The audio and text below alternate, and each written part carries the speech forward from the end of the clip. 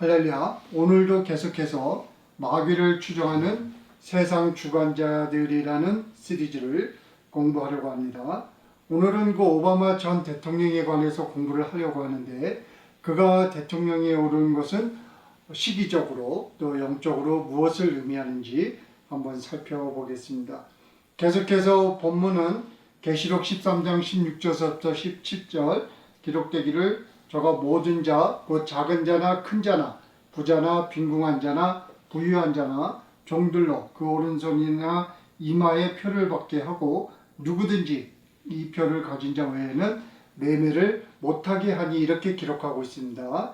그래서 말세가 이르렀을 때 이런 살기가 어려운 그 제도를 갖춘 정부 또는 국가가 세워지게 된다고 성경은 우리에게 예언을 해주고 있고, 오늘 계속해서 살펴볼 성경 구절은 계시록 2장 12절부터 13절이 되겠는데, 기록하기를 버가모 교회의 사자에게 편지하기를 좌우에 날선검을 가진 이가 가라사대 내가 어디 사는 것을 내가 아노니 거기는 사단의 위가 있는 데라.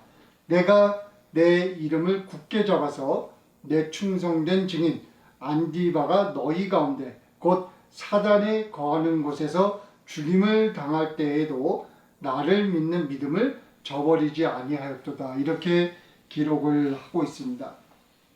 그래서 오늘은 계속해서 지금 그 말세론과 연관된 차원에서 이 성경을 공부하고 있는데, 이 계시록에서 예언한 말세가 누구에 의해서 또 그리고 어떻게 실현되는지 저희가 공부하는 것이 목적입니다. 그리고 왜 이 말세가 올 수뿐이 없는지 그 내적 조건을 저희들이 살펴보는 시간을 가지려고 합니다. 우리가 잘 알듯이 하나님은 사람을 일꾼으로 불러서 일을 하십니다. 다시 말하면 하나님께서 이 세상에서 이루고자 하시는 일을 사람을 불러서 일을 시키는 것이죠. 그렇듯 마귀도 그를 따르는 일꾼들을 모아서 이 세상에 그가 원하는 왕국을 세워가고 있는 것이 현실입니다. 그래서 세상에는 하나님의 일을 하는 사람들이 있는가 하면 마귀의 일을 하는 사람들이 있어요. 그리고 다수는 그 어느 쪽도 택하지 않고 사는 사람들이 있다고 생각을 합니다. 그리고 예수님께서 누가복음 12장 56절에서 말세에 관해서 말씀을 하셨는데, 그 말세가 이르게 되면은 어떤 우리가 좀 느낄 수 있는, 직감할 수 있는 그런 징조가 보일 것이라고 말씀을 하셨는데, 기록하기를 너희가 천지의 기상은 기별할 줄을 알면서 어찌 이 시대는 분변치 못하느냐. 그러니까 우리가 좀 성경을 보고 말씀을 공부하고 기도하게 되면은 말세가 이를 그 시기, 다가온 그 느낌을 우리가 좀 체험할 수 있다고 예수님은 말해주시면서 그 말세가 다가온 시점을 좀 신경을 쓰라고 지금 말을 해주고 계십니다. 그래서 지금 세상에서 일어나는 일을 보면 말세가 가깝게 임하고 있음을 느낄 수 있는 조짐을 우리가 확인할 수 있는 것이 현실입니다. 그래서 오늘도 마귀를 추종하는 사람들의 얼굴, 이름, 직책, 또 그들이 몸담고 있는 단체 등을 구체적으로 살펴보는 시간을 가지려고 합니다. 이 차원에서 오늘은 오바마 전 대통령과 계시록 2장 12절부터 13절에 기록된 사단의 재단과의 연관성을 확인하고 그가 권좌에 오른 사실은 말세와 어떤 연관이 있는지 생각해 보려고 합니다. 그래서 이를 위해서 그가 대통령 되기 전에 했던 일과 그가 가담했던 단체들, 그리고 대통령이 되어서 집중적으로 추구한 일을 살펴보면서 영적인 차원에서 그의 정체를 판단해 보려고 합니다. 물론 그의 업적을 저희가 정치, 사회, 과학, 경제 이런 면에서 우리가 공부하고 분석할 수 있지만 영적인 관점에서 보는 것도 중요하다고 생각을 합니다. 그러면 오바마가 대통령이 되기 전에 어떤 일을 했는지 그에 대해서 좀 간략하게 살펴보는 시간을 갖겠습니다. 먼저 2006년부터 대통령에 당선된 2008년까지 그는 일리노이 주를 대표하는 연방 상원 의원이었어요. 그 전에는 1997년부터 2004년까지 일리노이라고 하는 주의 상원 의원직을 지냈습니다. 그가 대통령 후보가 돼서 뛰기 시작하면서 그는 동성애자라는 소문이 언론을 통해서 널리 알려졌지만 그는 한 번도 이를 스스로 인정하지 않았습니다. 그리고 그가 정계에 발을 들여놓기 전에는 유색인종들과 저소득층 그런 사회에서 소외된 사람들을 대변하고 변호하는 사회 활동을 했는데 이 시기에 오바마는 사울 알렌스키라고 하는 사람을 절대 추종했었습니다. 사울 알렌스키는 공산주의 사상을 가지고 시카고에서 왕성하게 사회 활동을 했던 인물인데 오바마는 사울 알렌스키의 정신과 그가 제시했던 격한 저항 방법론을 따른 것으로 유명합니다. 그래서 사울 알렌스키는 시카고에 기반을 두고 활동했지만 미 전국에 흩어져서 활동하는 사회 활동가들의 대대적인 지지를 받던 영향력을 가졌던 그런 사람이에요. 그래서 그는 Industrial Areas Foundations라고 하는 유명한 단체를 통해서 소수민족과 가난한 자들을 위해서 정치인들, 은행가들, 건물주들, 대기업들과 싸우는데 앞장섰던 인물입니다. 그리고 그는 특히 사회정의 실천을 위한 목적으로 거친 전투적 방법을 사용하는 것을 권장한 것으로 유명하며 시카고의 정치인들과 부자들의 두려움의 대상이 되었던 사람입니다. 그래서 이 사울 알렌스키는 미 전국의 그 사회활동을 하는 사람들에게 지대한 영향을 미친 사람인데 제가 LA에서 사회활동을 할 때 백인들이나 흑인들이나 남미계통 그 사회활동가들을 만나면 이 사람의 이름이 반드시 빠지지 않고 LA에서 굉장히 유명한 단체들은 이 사울 알렌스키가 운영했던 그 Industrial Areas Foundations라고 하는 이름을 가지고 라티노와 흑인들의 그 권력 신장을 위해서 활동하는 사람들을 많이 접할 수가 있었습니다. 참고로 사울 알렌스키는 가주에서 그 라티노계 농장 노동자들을 단합해서 United Farm Workers라고 하는 노동조합을 설립했던 시절 차베스하고 돌로레스 후에타를 지원해가지고 그 사람들로 하여금 그 가주에서 막강한 영향력을 발휘하는 그 조합을 설립하는 데도 밑거름과 힘이 되어준 인물입니다. 그런 사울 알렌스키는 1972년에 죽었는데 바로 그 전해인 1971년에 변화를 추구하는 젊은 사회활동가들을 대상으로 영어로는 Rules for Radicals라는 책을 저술했습니다. 이 책 제목을 우리말로는 극진보주의자를 위한 원칙 정도로 번역할 수 있을 것 같은데 이 책의 프롤로그라고 할 수 있는 앞부분에는 다음과 같은 놀라운 글이 담겨 있습니다. 중요한 부분만 제가 영어로 먼저 읽어드리면 The first radical known to men who rebelled against the establishment and did it so effectively that he at least won his kingdom is Lucifer 이렇게 되어 있는데 그 내용을 요약하면 이런 글이죠. 기존 체제에 성공적으로 대항하여 그가 원하는 왕국을 설립하는 데 성공한 인류의 첫 극진보주의자는 루시퍼이다. 이렇게 지금 책 앞부분에서 글을 기록하고 있습니다. 놀라운 글인데 루시퍼가 누구인지를 설명하기에 앞서서 이 글에 담긴 내용을 먼저 좀 필요한 만큼 살펴보겠습니다. 이 글에서 언급한 기존 체제는 하나님이 세우신 체제를 의미한다고 볼 수 있습니다. 그러니까 아담과 하와가 타락하기 전의 상태를 의미합니다. 질서 있는 세상, 체계 있는 세상, 옳고 그름이 분명한 세상, 하나님이 절대 주권을 가지시고 통치하는 세상, 즉 하나님의 왕국을 의미합니다. 그러니까 인류가 마귀에게 속아 넘어가기 전에 세상을 말하고 있습니다. 그런데 알렌스키는 말하기를 루시퍼는 하나님이 세우신 체제에 대항하여 그가 원하는 대체 왕국을 세우는데 성공한 첫 극진보주의자라고 설명하고 있습니다. 루시퍼와 그가 한 일을 극찬하는 내용의 글이에요.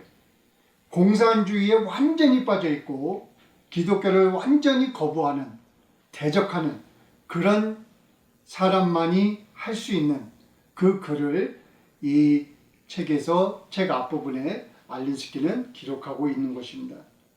그러면 마귀가 성공적으로 세운 대체 왕국은 하나님이 세우려 계획했던 하나님의 나라를 대치한 왕국을 의미한다고 볼 수 있습니다. 다시 말하면 세상에는 두 개의 적대적인 왕국이 세워진 것을 의미합니다. 공산주의자였던 알린스키가 추구하는 체제, 변화, 정부, 그런 세상은 하나님이 교회를 통해서 이 세상에 이루려고 하신 하나님의 나라, 즉 교회를 대적하는 체제라고 우리가 해석을 할 수가 있겠습니다. 그러니까 알렌스키가 양성하려는 진보주의자들은 루시퍼를 모델로 삼아서 활동하는 마귀의 추종자들이라고 판단할 수 있고, 저들은 하나님이나 말씀이나 교회가 없는 체제 또는 정부를 추구하는 사람들이라고 말할 수 있습니다. 그러니까 무정부 상태를 원하는 사람들이에요. 그래서 알렌스키가 저술한 이 책은 상당히 많이 보급되었고, 제가 사회학을 공부할 때도 그렇고 LA에서 사회활동을 할 때도 그렇고 사회활동한다고 그러고 선물로 주는 책이 바로 이 책이었어요. 그만큼 LA에서 활동하는 많은 사람들이 이 책에 영향을 받았다고 우리가 말할 수가 있겠습니다. 그러면 알렌스키가 극찬한 루시퍼는 누구인가를 저희가 간략하게 살펴보겠습니다. 이사야서 14장 12절부터 15절 그리고 17절에는 기록하기를 너 아침의 아들 계명성이여 어찌 그리 하늘에서 떨어졌으며 너 열국을 엎은 자여 어찌 그리 땅에 찍혔는고 내가 내 마음에 이르기를 내가 하늘에 올라 하나님의 무별 위에 나의 보좌를 높이리라 내가 북극 지폐의 산 위에 좌정하리라 가장 높은 구름에 올라 지극히 높은 자와 비기리라 하도다. 그러나 이제 내가 음부 곧 구덩이의 맨 밑에 빠치우리로라. 그러면서 17절에 계속 기록하기를 세계를 황무케 하며 성읍을 파괴하며 사로잡힌 자를 그 집으로 놓아 보내지 않던 자가 아니뇨. 이렇게 루시퍼에 대해서 성경은 기록하고 있습니다. 이에 대하여 한마디 더 언급한다면 이사야가 14장 17절에서 묘사한 상태는 계시록 13장이 이해하는 상태와 너무 흡사하다고 볼 수가 있습니다.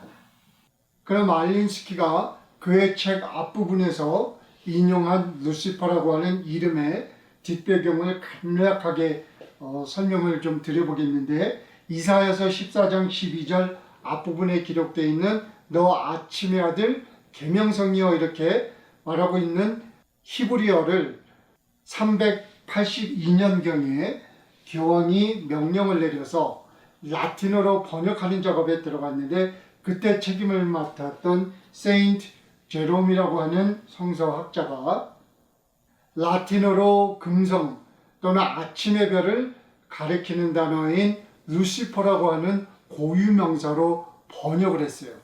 그래서 그 라틴어로 번역된 부분을 그 킹 제임스 버전으로 즉 영어로 그 옮길 때 루시퍼라고 하는 이름을 그대로 인용을 해가지고 저희들한테 전달되고 있는데 신약 성서학자들은 루시퍼 또는 마귀 또는 사탄을 동일한 인격체로 해석을 하거나 동일한 인격체로 여기고 있습니다. 그러나 역사적인 해석을 하자면은 이사야서 14장 12절에 기록되어 있는 너 아침의 아들 계명성이여 하고 시작된 그 인격체는 바벨론 왕을 의미하는 글로 쓰여진 글이에요. 그러니까 역사적인 관점으로 보자면은 바벨론 왕을 의미하는 것이고 또 신약에 들어와서 구약과 접목시켜서 해석을 한다고 그러면은 그것을 사탄, 루시퍼 또는 마귀로 저희가 연결을 지을 수가 있겠습니다. 그래서 오늘 공부를 위해서 저희가 먼저 연결하는 두 가지 사실은 뭐냐면 오바마 전 대통령이 사회활동을 할 때 그가 이렇게 존경했던 사람, 그가 모델로 삼았던 알렌스키라는 사람이 이런 생각을 가진 사람이었기 때문에 그가 대통령 후보 자격으로 선거 캠페인을 하는 동안에 보수 세력을 대변하는 언론은 오바마와 알렌스키와의 관계를 집중적으로 조명했었습니다. 그래서 오늘 공부의 핵심 내용인 오바마와 계시록 2장 12절부터 13절에 기록되어 있는 그 사단의 재단과의 그 연관성을 저희들이 찾아보기 위해서 저희들이 먼저 계시록 2장 12절부터 13절에 기록되어 있는 성경을 한번 읽어보겠습니다. 기록되기를 버가모 교회의 사자에게 편지하기를 좌우에 날선 검을 가진 이가 가라사대 내가 어디서 사는 것을 내가 아노니 거기는 사단의 위, 즉 사단의 권자가 있는 데라.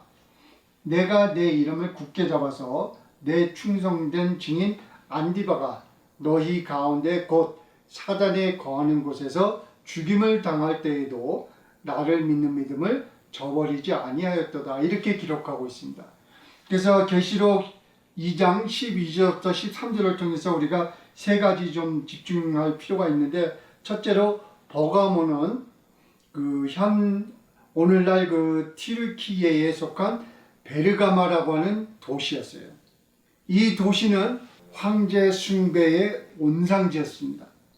로마 시절 때 기독교인들은 황제를 숭배할 것을 강요받았고 이를 거부했던 많은 기독교인들이 핍박을 받거나 순교했던 그 도시를 말하고 있습니다. 두 번째로는 버가모에는 많은 신전들이 있었습니다.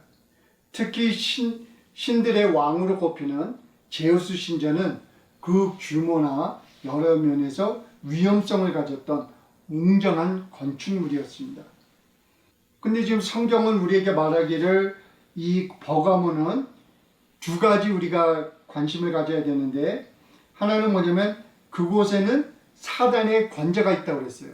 그러니까 사단의 왕권이 있는 도시라고 말할 정도로 우상 숭배가 아주 만연해 있던 곳이고 로마 사람들과 헬라 사람들이 최고의 신으로 섬기던 제우스 신전이 그곳에 가장 대표성을 가진 신전으로 자리를 잡고 있었습니다. 그리고 성경은 말하기를 이곳이 바로 사단이 거하는 곳이다고 기록을 해주고 있습니다. 그래서 성서학자들은 그 사단의 권자 그리고 제우스의 신전 이런 것들을 연결지어서 이곳을 사단의 재단이 있는 곳이라고 번역을 하거나 해석을 하는 전례가 있습니다. 그래서 어찌됐건 사단의 세력이 집중되어 있는 곳이에요.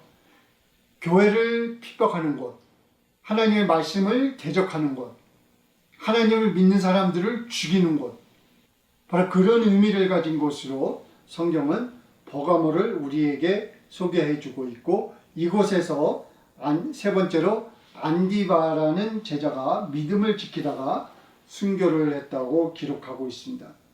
그가 어떻게 순교를 하게 되었는지 오늘 공부를 위해서 우리가 살펴볼 필요가 있는데 역사학자들과 고고학자들은 버가모에서 제우스의 재단이라고 불리우는 제우스의 신전을 복원하여 오랫동안 보존해 왔습니다. 제우스의 신전에는 청동으로 만든 황소 모양의 단이 있었습니다. 황소의 내부는 텅 빈 공간이었어요. 절기가 되어서 제사 의식을 이행할 때에는 살아있는 사람을 그 속에 넣고 그 아래에 뜨거운 불을 태워 사람들을 번제물로 제우스 신에게 바치는 제사를 이행했습니다. 희생물로 바쳐진 사람들은 뜨거운 열을 견디지 못하고 괴로운 비명을 지르게 되는데 그 소리가 황소의 입을 통해 밖으로 전해지면서 건물 안에 파동이 일고 참석한 사람들은 황소뿐 아니라 그 건물이 움직이고 진동하는 체험을 하게 되는데 사람들은 마치 황소가 살아나서 괴음을 내는 것으로 착각을 하게 된다고 말을 합니다. 그래서 안디바는 바로 이런 무자비한 방법으로 제우스에게 바쳐졌을 가능성이 높다고 어느 신학자들은 말하고 있습니다. 자, 그런데 참 흥미로운 것은 이런 역사적인 사건을 내포하고 있는 그 버가모 그리고 제우스의 신전, 사단의 제단이 히틀러와 관계를 갖는 사건이 19세기에 일어나는데 저희가 좀 살펴보겠습니다. 그래서 이와 관련해서 히틀러와 사탄의 제단을 연결짓는 역사적 사건이 19세기 때 일어났는데 독일 엔지니어들과 고고학자들이 1878년 제우스의 제단을 조각조각 분해해서 베를린으로 옮겨갔습니다. 그 후 나치의 히틀러가 독일의 권력을 장악하던 때인 1930년에 히틀러의 지시하에 베를린에 펄가몬 뮤지엄을 짓고 제우스의 제단을 그곳에 전시하게 됩니다.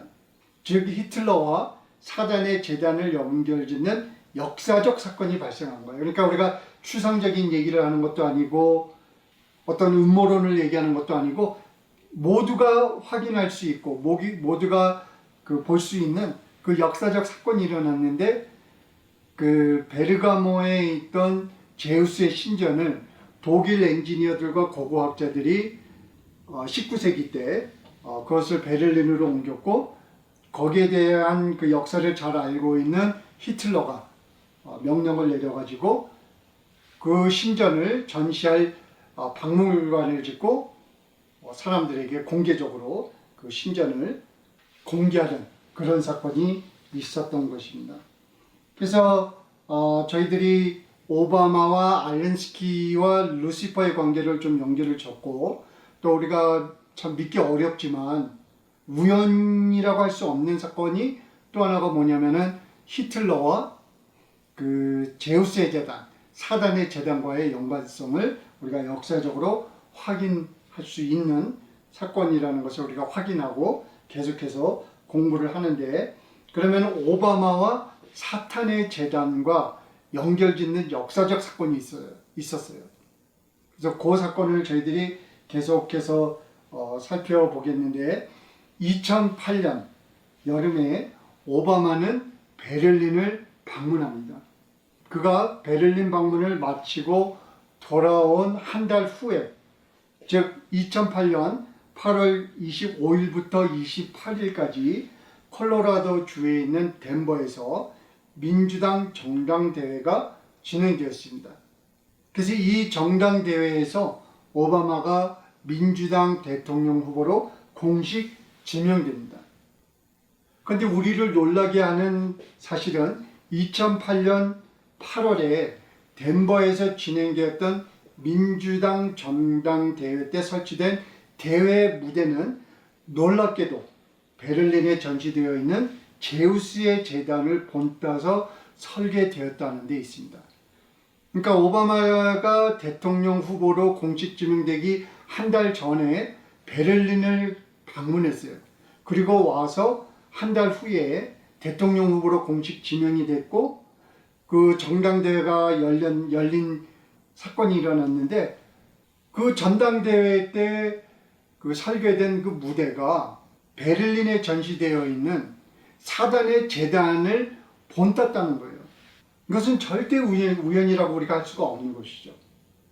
그래서 오랫동안 많은 사람들이 그 무대 테마나 또 어떤 그 디자인을 놓고 의논을 나누고 고민하다가 결정했을 것이고, 최종 결정은 민주당 수뇌부와 오바마가 내렸을 것인데, 오바마가 민주당 대통령 후보로 지명되는 행사장의 무대를 왜 사단의 재단이라 불리는 제우스의 재단을 본따서 설계했을 것인가? 이것을 저희가 묻지 않을 수가 없는 거예요. 왜냐하면 절대로 우연이 아니고 어떤 의도가 있는 것이고 어떤 의도적으로 전하고자 하는 메시지가 있었기 때문에 그 무대가 제우스의 재단 또는 사단의 재단을 본따서 설계되었을 것이라고 저희들이 의심하지 않을 수가 없는 것입니다.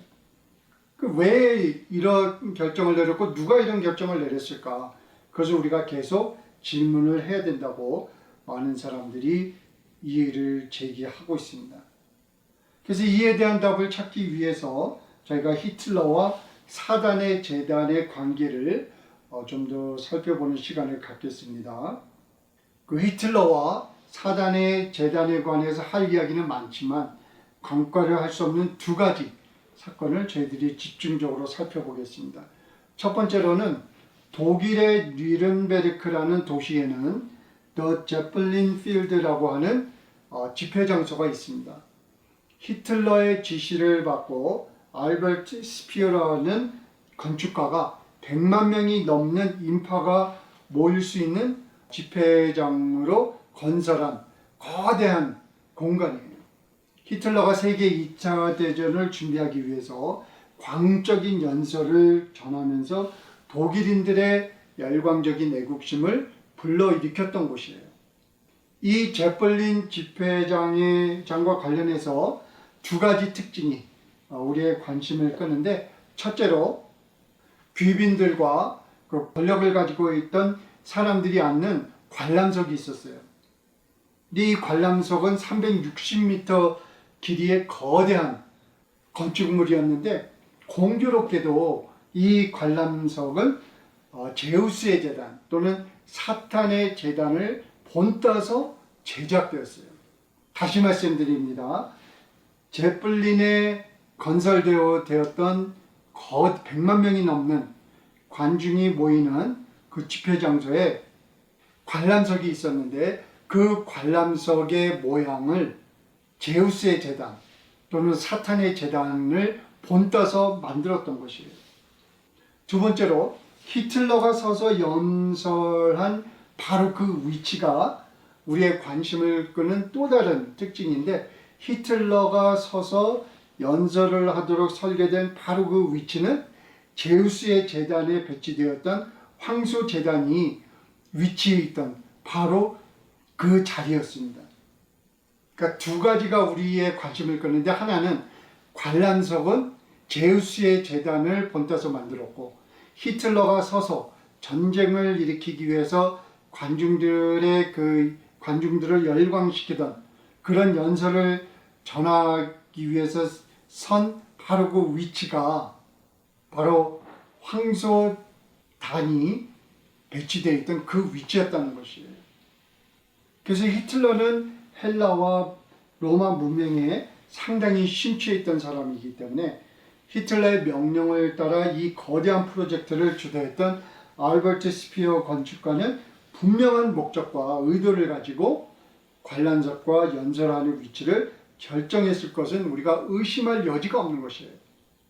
그래서 8천만 명의 무고한 생명을 앗아간 세계 2차 대전을 준비하고 실행에 옮긴 장소가 바로 이 제우스의 재단이었고, 히틀러는 무고한 사람들을 제우스 신에게 번제물로 바치는 재단 바로 그 자리에서 독일인들을 열광시킨 연설을 했던 것입니다. 자, 그러면 또 한 가지 좀 주제를 살펴보려고 하는데, 히틀러가 실행한 정책 중에서 앞으로 다가올 AI 시대와 연관이 있을 수 있다고 생각되는 중대한 사건을 하나 더 살펴보겠습니다. 히틀러는 권력에 오른 후 신체적, 정신적, 또는 신경적인 장애를 앓고 있는 사람들을 목숨을 유지할 가치가 없는 사람들로 분류했고 그들을 대량 학살했습니다. 여기서 중요한 말은 목숨을 유지할 가치가 없다라고 하는 대목입니다. 그러니까 히틀러의 눈에는 이 세상에는 목숨을 유지할 가치가 없는 사람들이 있다는 거예요. 그래서 1920년 칼 바인딩이라는 사람하고 정신과 의사였던 그 알프레드 호첼은 치료할 수 없는 장애를 가진 병자들을 치료하려 국가가 지나친 비용을 감당하는 것은 정당하지 않다는 논리를 전개했는데 이 이론에 전적으로 동의를 한 히틀러는 신체적, 정신적 또는 신경적인 장애 외에도 가난, 범죄, 반사회적인 행동을 보이는 사람들을 유전적 결함을 가진 사람들로 간주하고 의사, 병원, 그리고 군을 총동원해서 국가 차원에서 이들을 분류하고 대량 학살했습니다. 다시 말씀드리지만 우리가 관심을 가져야 되는 대목이 뭐냐면 생명을 유지할 가치가 없는 사람들이라는 거예요. 오늘날 세계 정부를 추구하는 세상 주관자들은 고용될 수 없는 사람들, 장애자들, 노인 등을 불필요한 사람들로 분류하고 있어요. 제가 다음 시간에 이 주제를 가지고 좀 깊이 공부를 할 건데 지금 세상을 주관하는 자들, 세상의 흐름을 결정짓는 세상 주관자들의 눈에는 세상에는 살 가치가 없는 사람들이 있다는 것입니다. 놀라운 생각입니다. 그래서 히틀러는 후에 독일뿐 아니라 전 유럽에 있는 유대인들을 전염병 같은 기생물로 여기고 모조리 죽이려는 계획을 세우고 우리가 알듯이 수백만 명의 유대인들을 학살했습니다. 그러니까 전염병 같은 기생물이에요. 여러분과 제가 그렇게 보여질 수가 있는 거예요.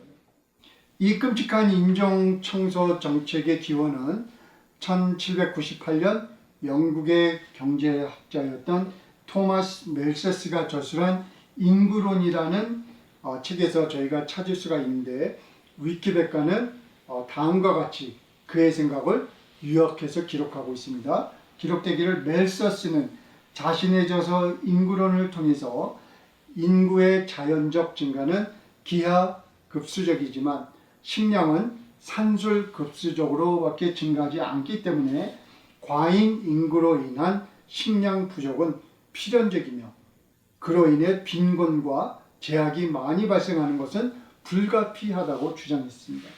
결국 상당수가 가난 속에서 살다가 기아, 전쟁, 전염병 등으로 인해 인구 대비 식량의 불균형은 시정될 것으로 내다보았습니다.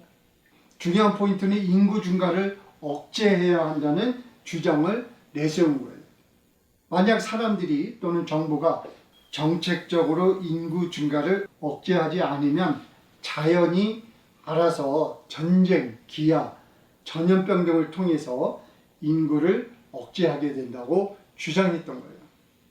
그래서 서양 세계에서 권력을 가졌던 사람들은 대부분이 이 멜세스의 인구론에 지대한 영향을 받고 이에 합당한 정책을 추구한 것으로 저희들이 잘 알고 있습니다.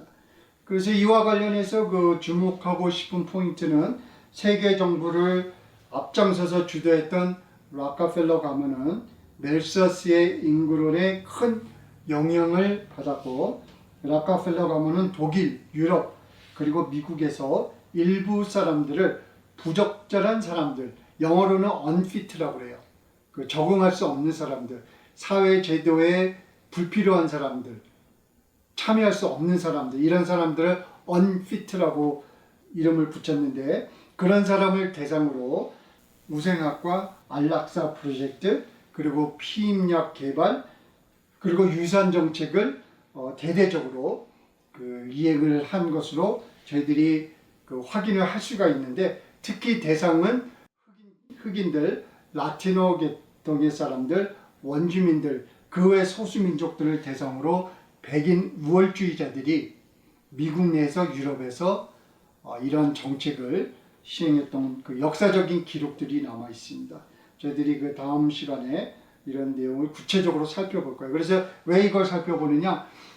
이 세상을 주관하고 마귀를 따르는 사람들은 여러분과 저가 가지고 있는 이렇게 보편적인 생각을 갖고 있는 사람들이 아니라는 점을 제가 강조해 드리고 싶어서 말씀을 드리는 거예요.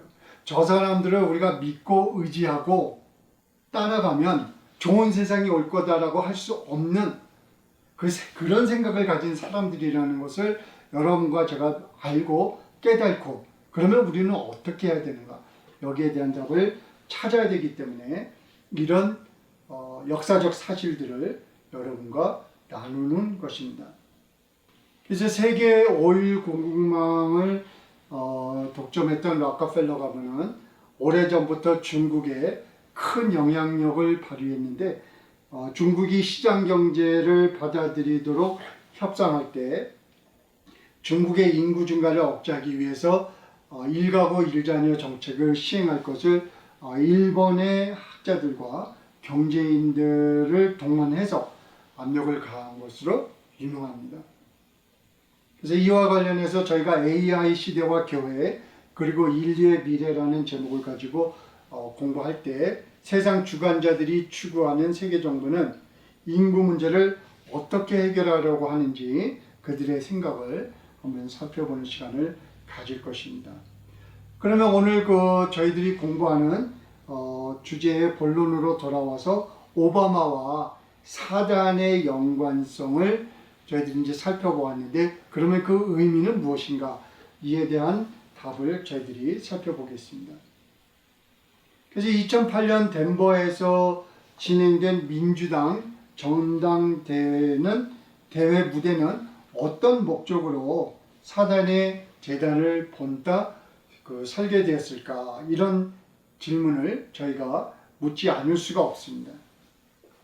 오바마 전 대통령은 변화와 당신은 할 수 있다는 구호를 캠페인 메시지로 정하고 외쳤는데, 그렇다면 오바마 전 대통령은 어떤 의미의 변화를 부르짖은 것인지 저희가 묻지 않을 수 없습니다. 정치, 문화 및 사회적 관점에서 그 의미를 찾아볼 수 있겠지만 성경과 연관지어서 영적인 관점에서도 해석해 볼 필요가 분명히 있다고 본인은 생각하고 있습니다. 그래서 본인의 의견을 나눈다면 계시록 13장에 연결된 말세가 시작되는 시점을 알리는 신호탄이었을 가능성이 높다고 본인은 생각하고 있습니다.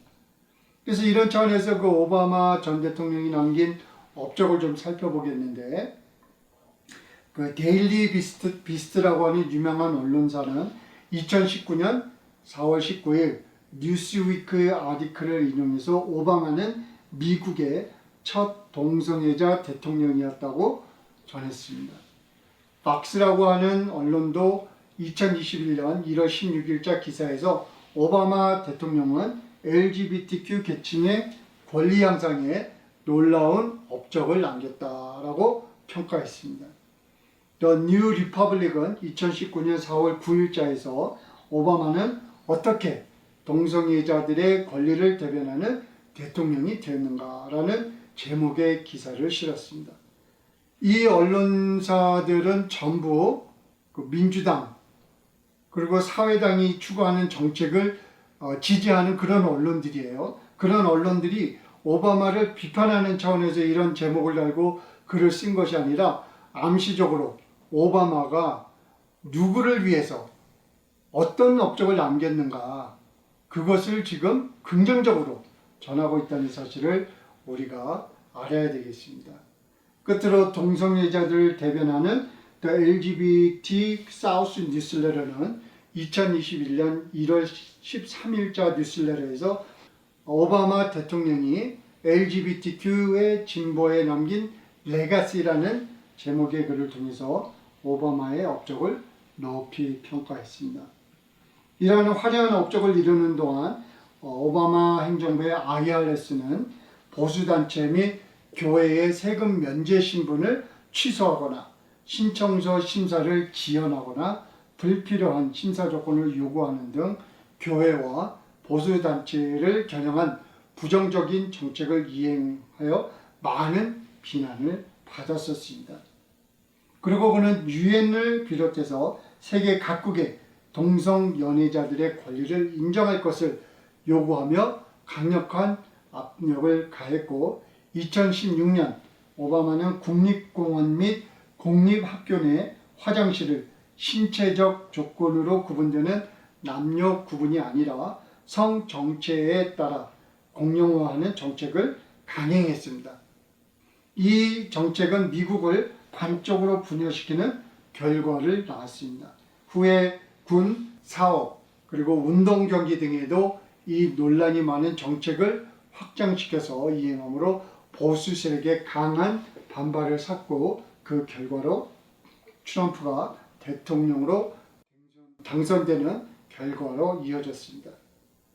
창세기 1장 28절은 인류를 위한 하나님의 뜻을 기록하고 있는데 기록하기를 하나님이 사람들에게 복을 주시며 그들에게 이르시되 생육하고 번성하여 땅에 충만하라 땅을 정복하라고 이렇게 성경은 기록하고 있습니다.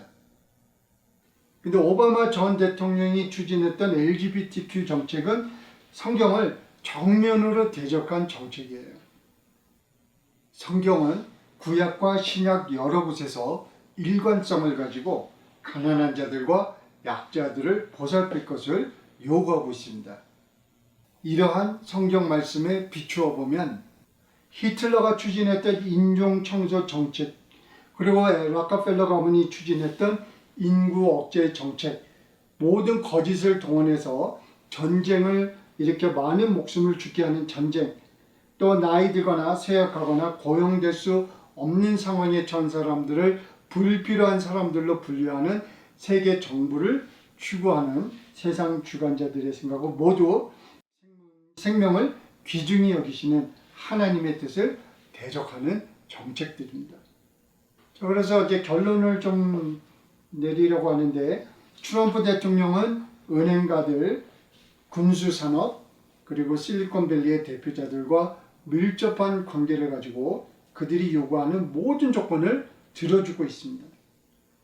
다수의 실리콘밸리 그리고 은행가들 그리고 군수 복합체제에 몸담고 있는 세상 주관자들은 세계 정부를 추진하는 세력에 속한 자들이에요. 저들은 사람과 기계를 결합한 사이보그로 인류를 대체할 계획을 가지고 있습니다.